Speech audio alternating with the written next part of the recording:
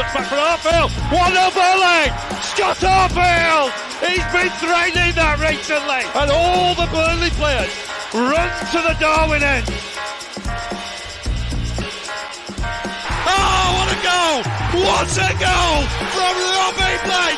Burnley's first goal in the Premier League is something very, very special. Wade Elliott has that change of pace and he's got away from Montgomery. It's the path of McCann and the follow-up finds the net. What a strike from Wade Elliott! A bolt from the Claret and Blue. Oh goodness me! What a goal from Patterson! If that is to be the one that takes them to Wembley, you cannot argue with that. Pure quality. Here goes Mike Conroy. Still time for a winner maybe. John Francis! They came to York in their thousands. They're going home as champions. I mean, if there's any justice in the world, Burnley would surely score from this corner. Swung right in there. Ball in there. Yeah! Michael Kennan! Oh, that's justice! That is justice at the Amex Stadium. Burnley are level and deserve to be.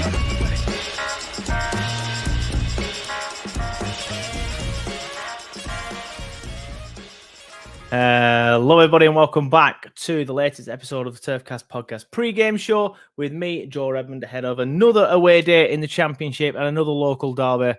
Another local game against Wigan Athletic at the DW Stadium. Is it still called that? I think it is. I remember when it was called the JJB Stadium. That's what it'll always be known as to me. But Wigan up next. We've got a Wigan fan coming on as usual. That's the whole point of the pre-game show, innit? Because I don't know anything about Wigan Athletic. So I've got a Wigan fan on as usual to chat all about Wigan. We've got some good information coming up about Wigan, to be honest. I've got an interesting debate on how they play, which is something I didn't realise. Apparently they're quite physical and quite tight, which makes me think we might struggle to break them down. And they will press us as well, which is a bit of a worry after what happened against Blackpool. However, I do feel like, apologies, I'll just put that phone on silent. I do feel like away from home, we will be better because of the way the crowd reacted against Blackpool to the Muric/Cullen mistake. I won't go into it too much. I've said my piece on the Lancs Live article. If you do want to read it, just head onto the Twitter page, twitter.com/TurfCast. And you'll see when I shared it on there. I basically talk about Muric and the reaction from some of the Burnley fans, which I thought was a bit disgraceful, if we're going to be honest. I said I won't go into it. I've just got into it. I feel like we can be better as far. I understand people are going to criticise players. I'm not for 1 second just burying my head in the sand, as some people have accused me of saying, and just we can't criticise players. But my point is, when we are on the turf and someone's passed it back to the goalkeeper, and people are mourning and shouting, get rid of it, before he's even received it, that's going to transcribe onto the pitch. I don't care what anyone says. It's counterproductive. It's not going to help us in any way, shape or form. We need to just chill out a little bit. However, my point is, I do feel like we'll be better away from home because obviously the majority of the fans there won't be Burnley fans. However, we are taking 4,700 Burnley fans, which is good numbers. And this is what I missed about the Championship, man. You don't get that in the Premier League, do you? You don't get them sort of numbers in the Premier League, probably because we've been there for so long and we all got a bit fed up with it. But 4,700 Burnley fans, it's going to be an absolute cracker. And listen to the podcast as well, because I do ask the Wigan fan what is the best pub near the ground for the away fans. So if you're going to go for a beer like me, then listen up for that, because it does give us some information on that. But before I do get into it, there's been a few chat and a few messages, a couple of things actually. First thing, before I go into the next bit, you'll see me on here a lot asking about, can someone come on and help and stuff? And every now and then I might get somebody saying, yeah, I can come on. But then when it comes to it, you reckon you can do this, pal? I'm a bit busy, mate. Let's try next time. Fair enough. But this time I put out a message on social media and the response has been massive. Honestly, I reckon I've had 25, 30, maybe even 35 people saying, yeah, I'll get involved. So you might see a few more people on TurfCast over the next weeks and months. Hopefully more people coming on the full-time show. You may have noticed we've brought the fan reaction back, which is good because the post-game show is just me and a few others getting there 2 or 3 minutes and having a bit of chat. But the fan reaction's good because if you want to come on, and there's not enough space on the full-time show, or we don't have enough time, so I don't really want the full-time show going over an hour. I think anything over an hour, it's a little bit much. Then you just send your things into the fan reaction. And again, you get 2-3 minutes just to chat, give your thoughts on the game. So if you are one of them that said you do want to get involved and you may not have heard back from me yet, or you may have just heard a few bits on DM, don't worry, I'm still sorting it all out. The response was so big that I found it a little bit difficult. A little bit overwhelmed is the word I'm trying to say with it. But I will respond to everybody soon, and hopefully by this time next week, we'll have set up some Twitter groups, WhatsApp groups, whatever, and we can just go from there. So hopefully you see more some new faces on TurfCast over the next few weeks and months, starting with the full-time show after Wigan, because I'm going on the game. So I might have to do it Sunday morning. We'll see. I'm going to plan on doing it Saturday night, but then we'll see what time I get back and what state I'm in when we get back. So fingers crossed the full-time show is on Saturday. If not, no harm done. Just do it Sunday morning around 9-10 o'clock. And then stick it out as a podcast as usual. But one more thing I do want to chat about is a lot of people spoke to me about, what's it called? Fantasy Premier League. Oh, why aren't you doing a TurfCast Fantasy Premier League this season, Joe? And I'll tell you why. Because I get a bit bored of it. I'm one of them people that logs in, does my team. After 2 or 3 weeks, I just don't log in again. And then I end up finishing like 60th out of 80. And it was like, oh, buddy, I was crap him. I mean, I am a little bit crap, but I'm not just doing it constantly because I forget. I can't do it every single week. Sometimes I'll just miss a deadline. Sometimes, things like that. So I've not done one for a couple of years now. Although I have done a draft one this year, which I do think is better, but it's not a TurfCast one before anybody asks. It's just one between me and my friends. But I'm already bottom. So that's a good start. But the reason why I haven't done it is, like I said, is because I just constantly missing deadlines. You have to be constantly on it. But so what I'm going to do is I'm going to start this new game. I'm going to bring it into TurfCast and we're going to start it in the next few weeks. But I'm going to try and get you all signed up. It's called FanSlide. That's the app there. I'll just quickly show you, if you're watching on YouTube, what it looks like when you open it again. So that's the logo. Before you download it, though, however, we do have a link. We do have a link where you sort of like I don't know what the word is, sort of like a link where if you click the link, we know that you've signed up through Burnley, through TurfCast, and then you can come into our league tables and things like that. So before you do it, that's the app there, just to show you what it's called. There we go. It's FanSlide. It's free to play, as it says there, and it always will be free to play. FanSlide, now it does include a pay-to-play option, but you don't need to do that on TurfCast. Basically, what I'm trying to say to you is we will be having tables, they're called, on FanSlide, where you can play against me, play against other people in the TurfCast community. And what it is, it's a game where, say, for example, let's just have a look at the next few games on here. It's just asking me to verify my account, so I'll do that later. But say, like, for example, say like Man United are playing Man City, it's going to be on FanSlide. What you do is you go into the game. So each game will have a table, and each sort of like people like me, I will have my own tables, and you can play against people all over the world, everyone who's on the app, or you can play against, and you can play against people in your table. Now, what it is, the aim of the game is to get as many points as possible. However, it's a little bit different to FPL in the sense that you are playing on a weekly basis, and not the points don't carry over.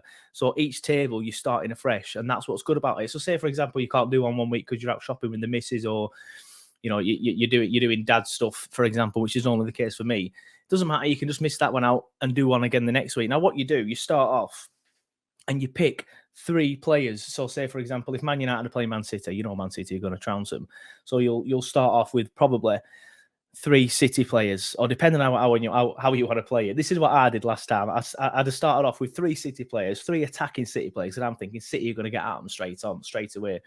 And you get points for every little thing. So you get points for free kicks won, and you drop points as well, but you get points for interceptions, you get points for things like that, obviously goals, and you lose points for, say, like a foul committed. I had a few of them the other day. I can't remember which game I did now, but it was very interesting. I think I finished about, it wasn't that great. I think about 120th out of about 250. It's all right, but it's really interesting because you're constantly picking and choosing. It's called FanSlide because you can slide players in. So say, for example, if you see the pattern of the game changing and you think, oh, the Man United are on top here, you can just quickly slide out all the Man City players and quickly slide in some Man United players. So it's brilliant just to be able to do something while you're playing the game. While you're watching the game. So then you can play the game and then watch it on the TV. You can react to things that are happening. I've been playing it for a couple of weeks now, and I got in touch with the people that did it and said, because I've noticed that people are doing sort of like tables. Do you remember George? I got on to chat about Scott Twine a few weeks ago from the Not the Top 20 pod. I know they've got their own little table, so I got in touch and asked if we could have a table, and we can. So what I'm going to do is, if you're watching this on YouTube, there's going to be a link in the description. I want you to click that link, and then when you click that link, you're signing up through our code, and then you automatically get put into our table. And if not, I've got a code for that table as well, but I do want you to click the link and sign up that way. It just makes it all easier. And what we're going to do, as we get more and more people involved, we'll play on TurfCast tables, and then the winners of these tables on certain games will get prizes. But you'll see which games they're going to be. They're going to be the big games. And what it helps me do is, I've not been able to do Premier League watch-alongs on this channel because we're not in the Premier League anymore. And this enables that I can do some watch-alongs, say for the big games. People keep saying to me, "Oh, why don't you do a watch-along for Man United, Man City?" And I'm always a bit like, "Well, it's not really Burnley branded, is it?" But I have noticed other Burnley channels are just doing watch-alongs here and there for other things, but I don't want to overdo it. So what I will do is, when we get a big game like that, we'll create a TurfCast table on there, and then we will do a watch-along live, and then we can all just play together and do it that way. And the winner will get like a Burnley shirt, for example, or something like that. Obviously, it will be the home shirt at the minute if I did it, wouldn't it? Because we don't have an away shirt or a third shirt. But I probably won't do it until them shirts are out. So the link's in the description. If you want to know more information, just Google FanSlide. I think I've explained it pretty well, though. You start off with 3 players. You pick your 3 players. You're getting points for passes, interceptions, saves, tackles, all that sort of thing. But you're losing points as well for misplaced passes, fouls conceded, things like that. And obviously, if you concede a goal, if you've got defenders and things like that, you're losing points all the time. So it's one of them where you really need to keep on top of it. And it's good. That's what I enjoy. Like I say, sometimes you're watching the game on TV, you're just on your phone as well. So you might as well be doing something productive on your phone, because you can play for cash, as we've said. TurfCast won't be doing that. We'll just be doing a free-to-play table, because I don't want to encourage too much of that. But you will be able to win prizes. So sign up with the link. If you're listening on the podcast as well, I'll put the link in the description of our Twitter. I'll put it in our Twitter handle, so you can go on there and just Google it and search for it on there. And then we will be putting it in the Twitter feed as well, so you'll see it appearing on the Twitter feed. We will advertise it on Twitter as well. So yeah, please click the link, download that, join the TurfCast table, and then we'll go off on there, and hopefully we'll get a decent number of people playing it, and then the prizes will obviously be able to, go to whoever deserves it, rather than just 5 people playing and someone's got a bit lucky. So hopefully we can get good numbers. But anyway, that's enough from me on that. As I've said, I'm going to Wigan this weekend. I will be doing a match day vlog, so if you see me, give me a wave. Hopefully I'll try and get you in. I did one for Huddersfield, and quite a lot of people were, "Oh, yeah, are you doing a vlog? Are you doing a vlog?" And I'm like, I am. I feel quite, I feel recognised.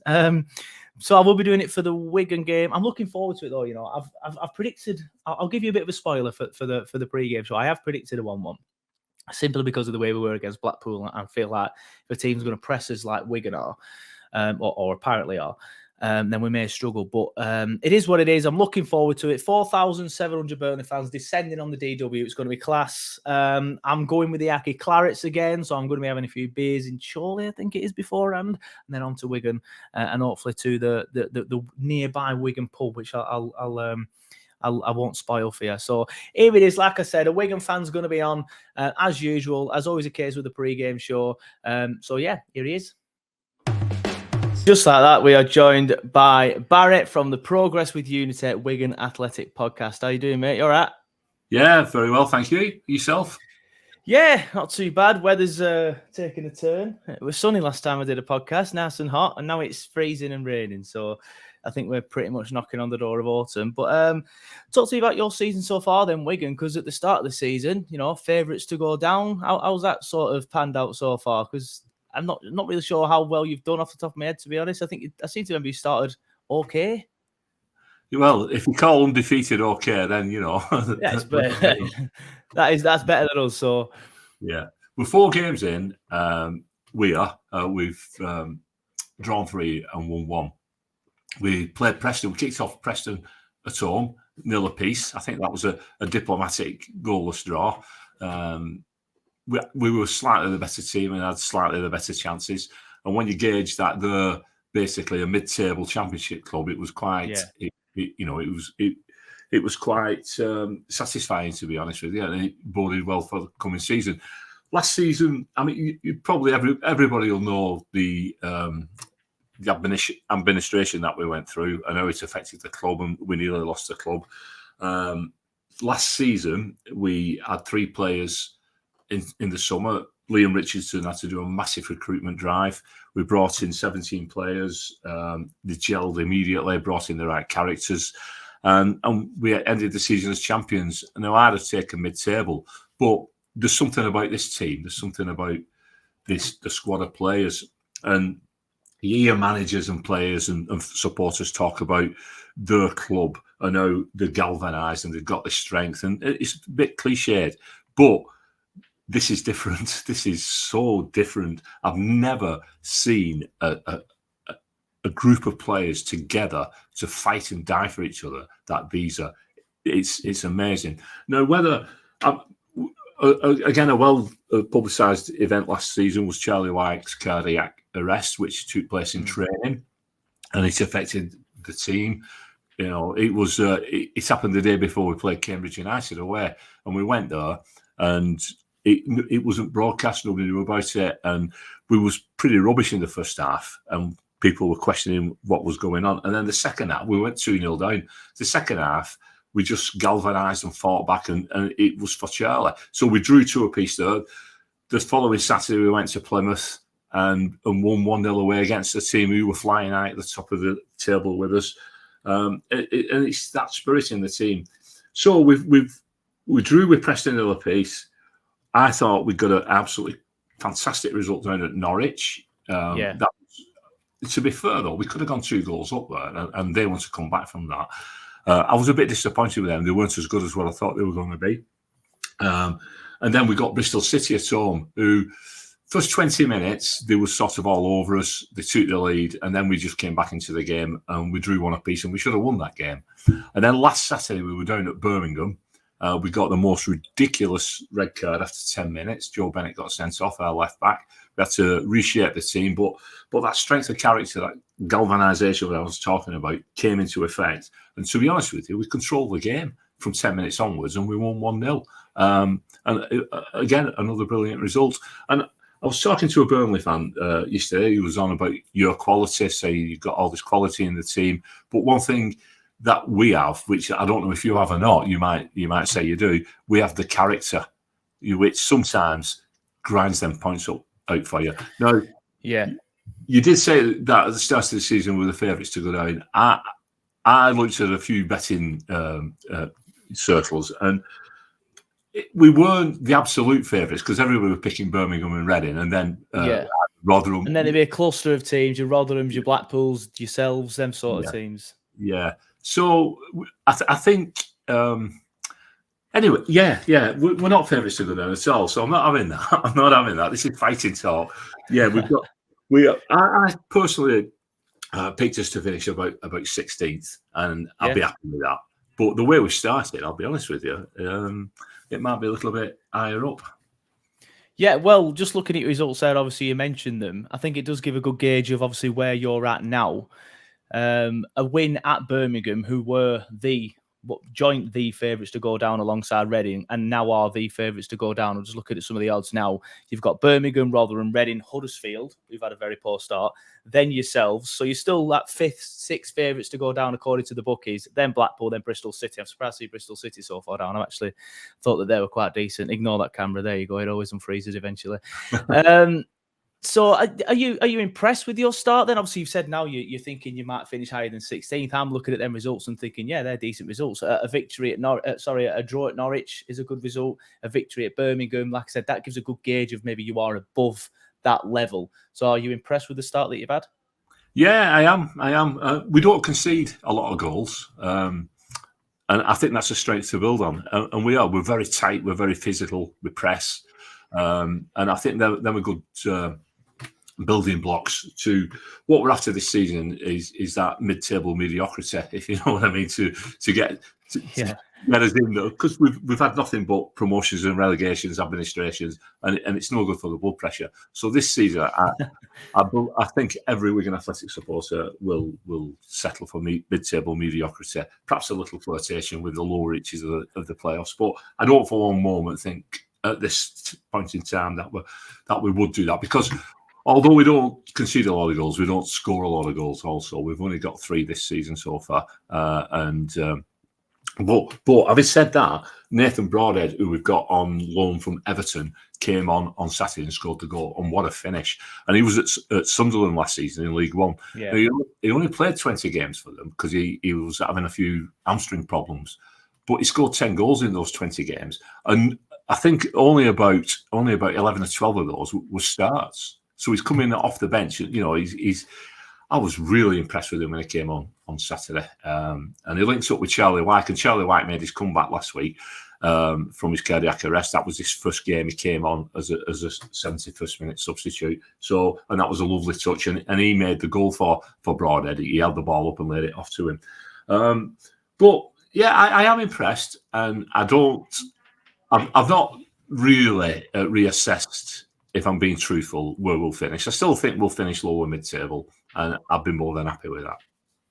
Yep, fair enough. Let's talk about how you play then. You've mentioned it there briefly. You've said you've got good work ethic, teamwork and spirit, which kind of reminds me of Burnley under Sean Dyche. Maybe not the quality in the Premier League, but as you said, you ground out the results through work ethic, teamwork and spirit. But you've also mentioned that you can be tight, you can be physical, and you can press very well. Now, Burnley seems to have struggled with teams this season that are tight. We struggled to break teams down. Even Shrewsbury, we had 86% possession. You can have all the possession in the world. We had 1 shot on target. Apparently, the stats lie. There was another shot on target, but I haven't even seen it in the highlights because I didn't go on the game. But then against Blackpool, they pressed us. I don't know if you've seen the goals against Blackpool. The mistake from Juric and the goalkeeper. The goalkeeper and Christian Cullen. Josh Cullen, sorry. In the first half meant we lost the ball and they scored an easy goal. So do you think that's something that you can capitalise on? Maybe presses a little bit higher, steam sort of like your strikers into the goalkeeper. Then when we have the ball, just sit back and be tight. Do you think we'll struggle to break you down? Yeah, well, there's 2 formations we play. Mainly it's a 4 across the back, 2 holding midfielders and 3 attacking midfielders and a lone striker who's supported by the attacking midfielders. But the fullbacks also have got license to get forward, and we're a very, very fit side. If you look at our goals last season, the majority of our goals came in the last 10 minutes. So we keep going and going and going. And people might say, "Oh, they can't keep this work rate up for the full 90 minutes," but we were doing it, and we're doing it for 96 and 97 minutes. So I do think we will pressure. Josh McGuinness probably leading the line.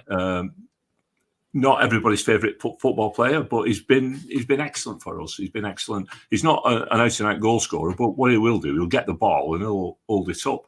Will Keane has been, I think he was on loan with you back in about 10 years ago, wasn't he, Will Keane? Was he at Burnley for a short time? I can't remember him being at Burnley. I do remember him scoring against Burnley for Preston, if that's the same guy. Obviously, Michael Keane's his cousin or his brother. Michael Keane's his twin. His twin, actually. Yeah. Oh, yeah, well, there you go. So, yeah, it was. That's probably where you're getting mixed up. But no, just looking at his stats there, I didn't remember him. Man United, Wigan, QPR, Sheff Wednesday, then Preston, which is where he scored against us. I remember him celebrating in front of the Jimmy Mack, and I was fuming. But right. Yeah, he's not been to Burnley yet.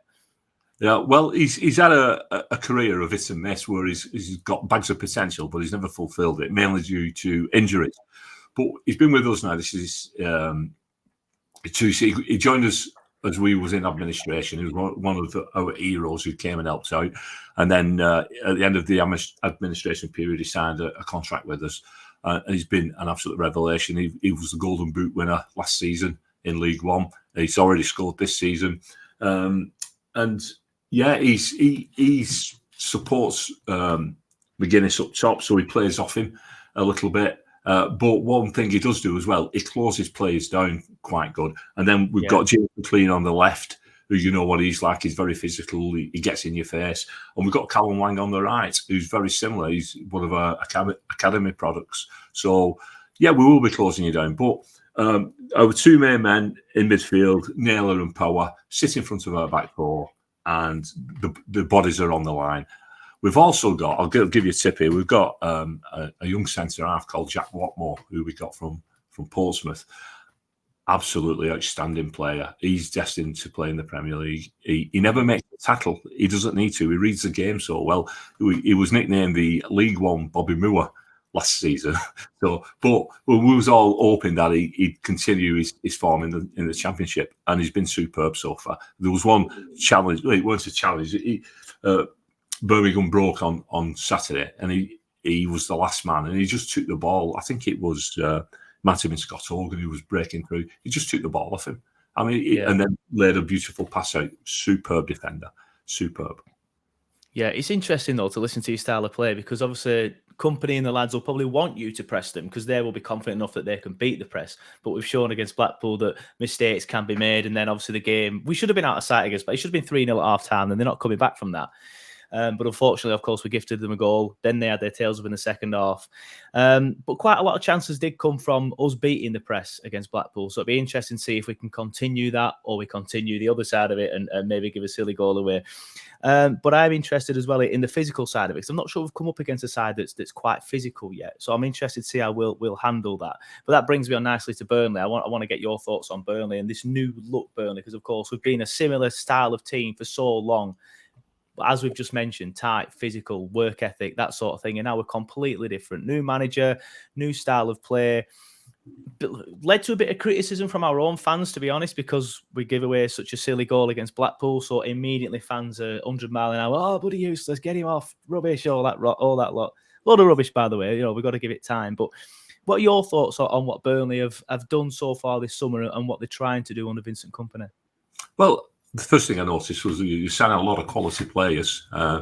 Scott Twine, for example, who's come from MK Dons, super player. I've seen him for 2 seasons. He played for Swindon, then he played for MK Dons. Always performed. Every time I've seen him play, he's performed. And then Nathan Teller from Southampton. He's Premier League all over, isn't he? I mean, what a signing he is. So, but going back to the style of play, I mean, Kompany's Belgium, and Roberto Martinez is the manager of Belgium, and Roberto Martinez was manager of Wigan Athletic. Yes, correct. And we played that style of football, and from like a lumpet, we had Paul Jewell, then we had Steve Bruce in charge of it. You know, so it was all action, thump it upfield, you know, that type of football. And suddenly we were playing possession and knocking it around between the goalkeeper and the fullback. And that's exactly what we're doing. That's exactly what we're doing. Well, people are having kittens, but it's a long-term project. And to be honest with you, the best football I have ever seen played by Wigan Athletic was under Roberto Martinez. It was a choice. At times we looked like Barcelona, and other times we looked like Beach Hill Miners. You know what I mean? Like you said, when it goes wrong, it goes wrong. But if you've got the quality of players to pull it off, and possession. I mean, people say, "Oh, look at the stats. You know, possession doesn't win you anything," but inevitably, possession does win you games. And look at Barcelona, look at City. You can't score without the ball. No. And if you've got the ball, the opposition aren't going to score unless you give it away. Give it away. Yeah. So I was, to be honest with you, at the start of the season, because Sean Dyche went, and that was a big shock to people outside of Burnley. I'll tell you, I thought big shock in Burnley. To be fair, even though you kind of look back at it and think maybe it was the correct decision because we nearly stayed up, ultimately we failed. Yeah, at the time it was just wow, what we're doing. Yeah. Well, I mean, it was proved wrong because you went down with them. We could have stayed up, and then I don't think we'd have stayed up with him. We got within the last day of the season because of that, because of the bounce. I think it was just a new manager bounce more than anything. It wasn't because he wasn't there. It wasn't because of Mike Jackson. Looking back at it in hindsight, I just think it was he's gone now, new ideas, new things. You know, you get that new manager bounce, don't you? I think that ultimately got us to the last day of the season. But I think if it wasn't for that, we'd have been down beforehand. But either way, here we are. We'd have gone down anyway, I think. Yeah. So I thought, as happens with quite a few teams, I mean, you're either going to be going straight back up, or you're going to struggle. We've seen it when we struggled our second season in the Championship. We got relegated. Sunderland did the drop from the Premier League, drop into the Championship. Huddersfield nearly went a couple of seasons back, and you see it. And I was wondering whether this was going to happen to Burnley, and especially with like Vincent Kompany coming in. He's never played in the Championship. You know, he's not managing the Championship. He's been at City and around Europe at the top clubs in Europe. So you're wondering if he's got the I'm not saying the nose for it, but it's a different type of football, Championship football, than Premier League or even League One. It's its own brand. So I was a bit wondering whether you might actually bum this season and struggle. But then I've seen, Scott Twine's a fantastic player, Nathan Teller, brilliant. Ashley Barnes is up to his old tricks. You've got Rodriguez back on you. Then you're thinking, well, some of these lads have done it all before. So has he got a good blend going on? I hope it's not on Saturday, but I do think you'll start picking results up. I mean, I agree. You can't play like you did against Blackpool and Watford and Huddersfield and end up in the bottom half of the table, can you? Yeah, you're gonna start murdering teams. We keep referring to it as click day here on the hashtags. Like, there's going to be a day where we just click and someone will get pumped. There's going to be a day where I honestly, we were 2-0 up after 11 minutes against Blackpool, and I'm sitting there thinking, today's the day. And then we just give a silly goal away, and then we couldn't handle it. When we were under pressure in the second half, this is the way I look at Burnley at the minute.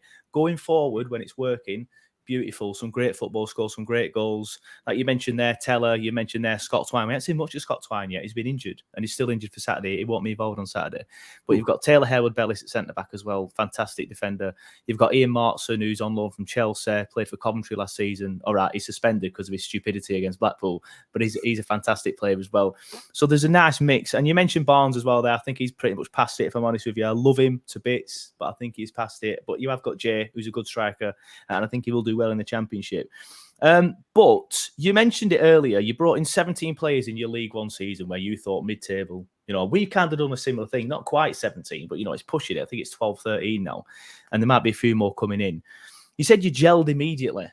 Like, did it take a few games or did you gel immediately? I'm just asking for a friendly. I want to know when it's going to click. That's what I'm thinking here. Yeah, it gelled immediately, really. We played the first game of that season was away at Sunderland. And we actually hadn't got everybody fit and everybody signed by that stage. So it caught us on the up a little bit.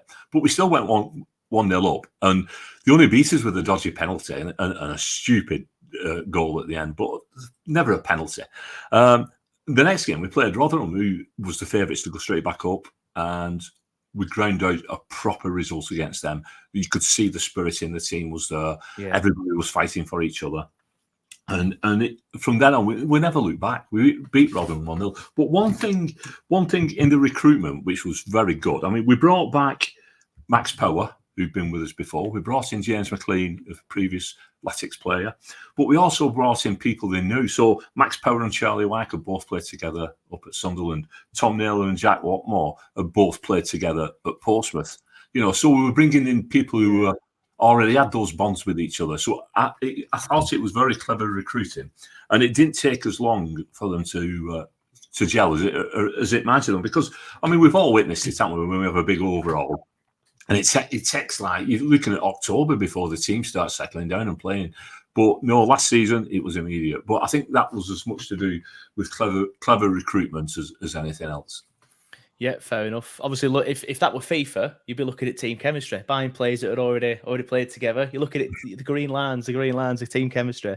But let's look at the actual game itself then, of course, because obviously we're playing this Saturday, 3:00. I'm going, so I will be there. How do you think the game's going to go then? Because looking at what you've just said about you can be tight, you can be physical, you're going to press. I can tell you now it's going to be the same as pretty much every game we've had this season. We'll have 70% possession. We'll do about 400 passes around the back in the entire game, just going from Charlie Taylor to Harewood-Bellis or whoever the two centre-halves are going to be. It might change a little bit due to suspensions and injuries this time. And then you'll try and press us and maybe hit us on the counter-attack. Do you think that's a fair assessment? Possibly. We don't mind conceding possession. That's one thing. We don't mind conceding possession. So in every game we've played this season, the first 15 minutes, we've hardly had the ball. And we sort of give possession to the opposition, let them have it. And we've been comfortable just holding it out. And then we start to find our way into games and start to press. So that first 15 minutes, if you're over us like a rash, don't think, oh, this is it. Wait till you get to half an hour. Unless you're 4 goals up, of course, then you I very much doubt that. Because we're not turning the possession into shots on target. That's the frustrating thing at the minute. Right. Well, just wait till 30 minutes have gone and see how the game's evolving at that stage, because we'll grow into it. And that's what we've been doing. That's what we did last season. That's what we do this season. I don't know if it's something to do with keeping the energy for the later stages of the game, but we seem to manage games fantastically. Well, we've got 2 great coaches. We've got Liam Richardson, who's absolutely brilliant. And I think people will be knocking on the door from higher up to try and coax him away. But we've also got Rob Kelly, who's been, around coaching the Premier League. And we've got James Beattie as well as a coach. So we've got highly rated coaches in the backroom staff. On Saturday, when the sending off went on 10 minutes, they sat together for about 3 or 4 minutes with like a board working out how to change the formation before they made any substitutions. And they don't panic. And then they made the subs, and then we sort of took hold of the game.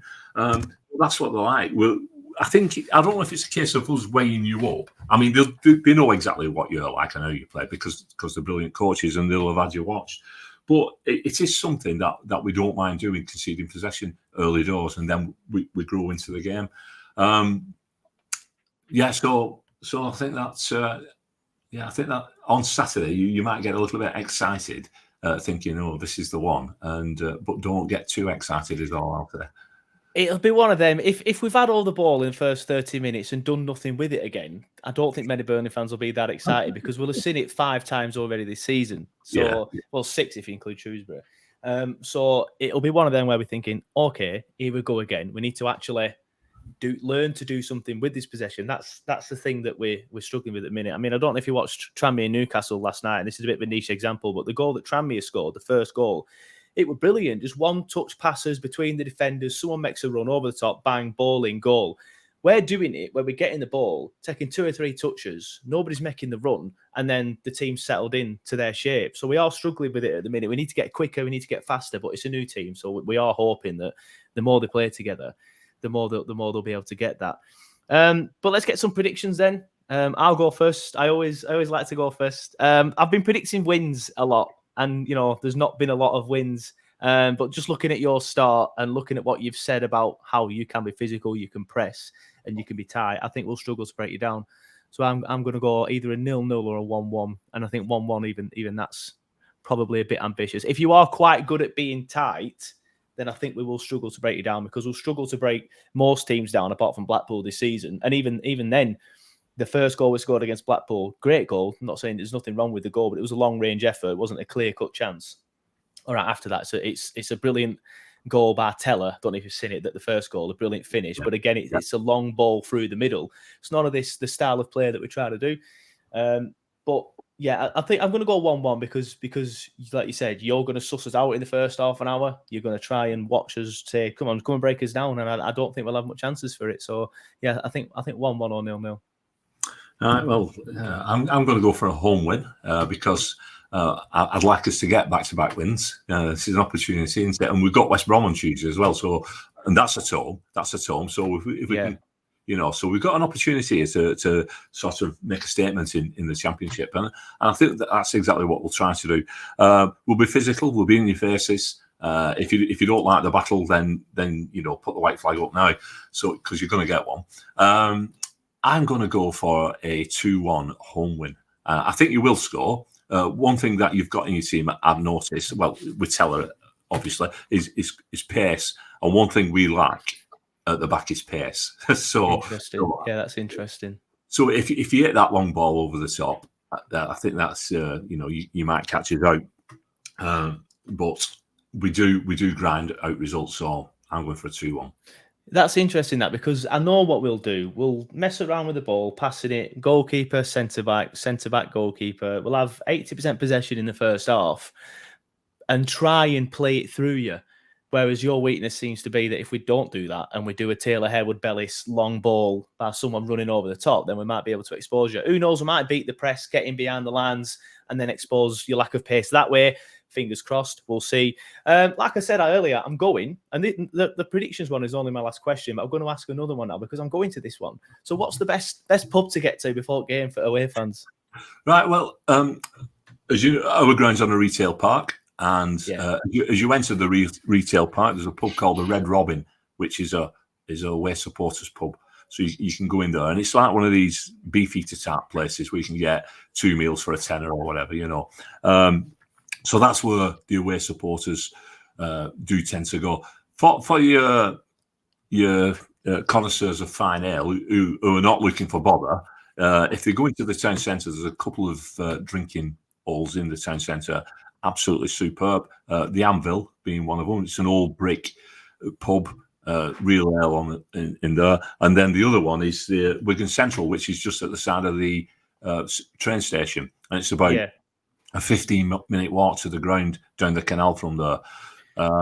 And that's very often that has away supporters in it. And it's very amiable and you know, good-natured. And there's no idiots in there, if you know what I mean. So, yeah. If you know, I'd pick either of those two pubs or the Red Robin on the retail park. Happy days. I might have a look at Red Robin on way in. I would go to the other two, but I'm going with a coach company called Accrington, well, a supporters club called Accrington Clarets, and I believe we're going to Chorley beforehand for a few beers and then go into the ground. So we'll see. But before we do wrap it all up, mate, let's just tell everyone where they can find you and all your podcasts. So if they want to get some Wigan content, they can go and get some Wigan content. Yeah, we're at PWU Podcast on Twitter.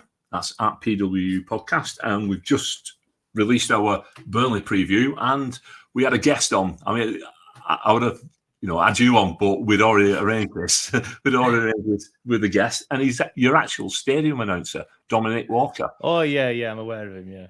Yeah, so he's the guest, and he's quite good, actually. He's quite good. And I tried to press him about Sean Dyche, but he was very diplomatic. He didn't want to say anything. Employee of the club, but as an employee of the club, you won't get much out of employees of the clubs. That's why I do tend to stay away from them, to be honest. Yeah. I do like a debate, so you won't get much out of an employee. But I am aware of him. But yeah, thank you very much for coming on, mate. It's been a pleasure. It's been a good chat. It's been 28 minutes so far. Like I said earlier, it should be 15, 20 minutes. It always goes over if the chat's good. So that's a good sign that the chat will go. But thanks for coming on, mate.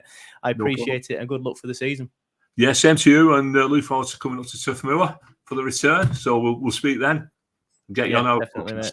All right. Cheers for that. Touch back from Arfield. 1-0 Burnley. Scott Arfield. He's been threatening that recently. And all the Burnley players run to the Darwin end. Oh, what a goal. What a goal from Robbie Blake. Burnley's first goal in the Premier League is something very, very special. Wade Elliott has that change of pace and he's got away from Montgomery.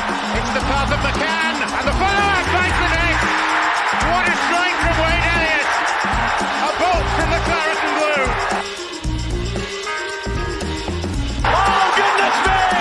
What a goal from Patterson! If that is to be the one that takes them to Wembley, you cannot argue with that. Pure quality. Here goes Mike Conroy. Still time for a winner, maybe. John Francis! They came to York in their thousands. They're going home as champions. I mean, if there's any justice in the world, Burnley would surely score from this corner. Swung right in there. Ball in there. Yeah! Michael Clarets! Oh, that's justice! That is justice at the Amex Stadium. Burnley are level and deserve to be.